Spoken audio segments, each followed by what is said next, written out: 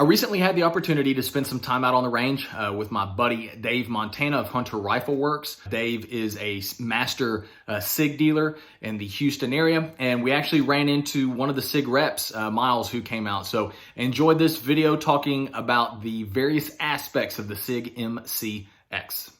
Howdy guys, welcome back to the channel. I have with me Dave Montana of Hunter Rifle Work, and then Miles from SIG. Miles, I guess, was just around town and told him to come out here and meet us up.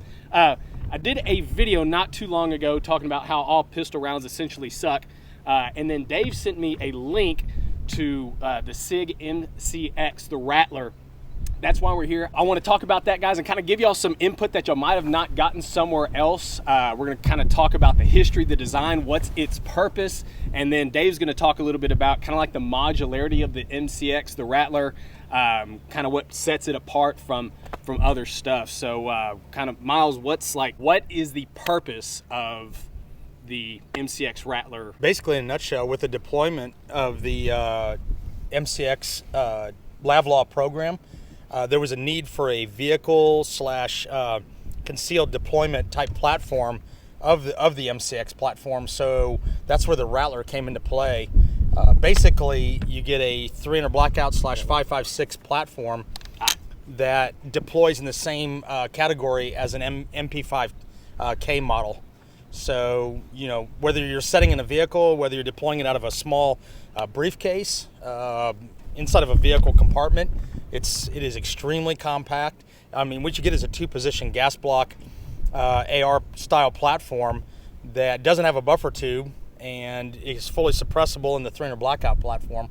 So, I mean, it's just an incredible platform for what it is. I mean, you're getting a rifle caliber in what used to only be kind of deployed in the HK MP5 platform. So that's the uniqueness of it. So essentially, this gun is for doing vehicle work, in and around vehicles, not having to carry your long 16-inch, moving it around, shit, vehicle deployment up on. Yeah, if we take this, the smallness of the platform, and we put the standard magazine in, this 20-round magazine, what you get is a fully loaded gun that doesn't stick out any further than the pistol grip, fits in a European car glove box or a center console. So there's nothing really to beat this at all in the market today. There's nothing even competing in terms of being able to shoot folded. So this can actually be pushed out, shot like a pistol, especially with the red dot this far forward, or you can deploy the stock and shoot it like a rifle. It's internally buffered, so there's no reason to deploy the stock in certain situations where you don't have time. Pull the recoil, show that real quick, the double recoil spring. Yeah. So this is pretty cool. It's, yeah, like Dave was talking, it's almost set up as a friggin' pistol. What we can look at here is it has a really interesting system that allows you to operate with this folded stock. So it looks kind of AR, right, until you start pulling this bit out. So this charging handle is proprietary. It's not AR compatible. It looks like it looks like it, right? But it's not. So what's really interesting about this is you have this double recoil spring arrangement. Think about a standard pistol. Yep. They usually have a big spring and a small spring on a guide rod. It's pretty similar, right? You got two guide rods, you got two springs, and they sit and they float on this platform, and this allows the bolt carrier group to move. What's even more interesting about this, and it's like SIG proprietary Witchcraft. So I know one of the main issues with piston guns is carrier tilt. It looks like that kind of solves that problem right there. Yes, sir. Yep. Because there's no, even if it was to tilt, it's not going anywhere backwards to tilt into, right? Sure. So this stays within the upper receiver. There's some really interesting kind of SIG Witchcraft going on with this whole thing, which is in full auto, and one of these is a full auto. On a slow-mo video, there's zero bolt bounce. That's something that bolt bounce has been a thing that, you know, we've been trying to combat for a long time. Surefire have some products that are meant to combat that. This literally has zero, which I don't know how to do it.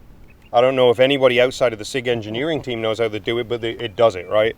Which is really cool. The other thing is they have a fully stress relief bolt. The lugs are fully stress relieved. Really, really nice system. It is backwards compatible with a standard AR bolt. So you could take like your normal AR bolts and go in there, but that's not a normal This AR isn't bolt a normal bolt. This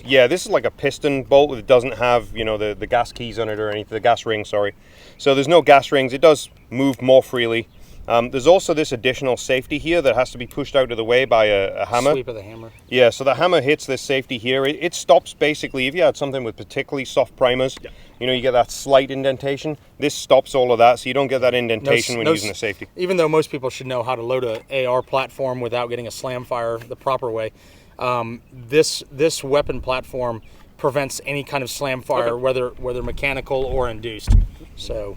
Something else really cool about the entire system is the modularity, right? And one of those pieces is, you'll see here this slight sticking out, this bit that sticks out here. This actually helps trip the auto sear. Okay. So the auto sear for this is actually built into the upper, as well as you need the additional auto sear in the lower. But the way they've done it is allowed it to keep very modular, but from a supply chain perspective, they don't have to make a different product. This is the product that would be in a full auto gun. They add a product to their upper receiver to make it full auto.